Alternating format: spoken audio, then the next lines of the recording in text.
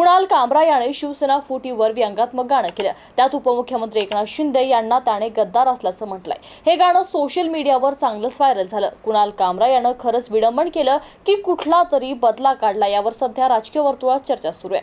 त्यावरून मुंबईत चांगलंच वातावरण तापलंय। तर दुसरीकडे शिवसेना ठाकरे गटाचे खासदार संजय राऊत यांनी उपमुख्यमंत्री अजित पवार यांचा एक जुना व्हिडिओ सोशल मीडियावर पोस्ट केलाय। त्यावरून एकच खळबळ उडाली आहे। त्यानंतर अजितदादांनी दिलेलं रोखठोक वक्तव्य पण चर्चेचा विषय ठरलाय।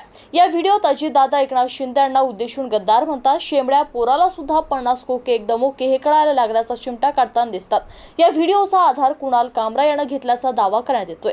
शिवाय अजितदादांनी व्हिडिओवर प्रतिक्रिया दिली आहे। मागच्या काळात मी विरोधी पक्षनेता होतो। विरोधी पक्षनेत्यांच्या काळात मी जे काही बोललो, आता त्यामध्ये मी माझी भूमिका त्यावेळेसच्या एकंदरीत परिस्थितीला अनुसरून बोललो।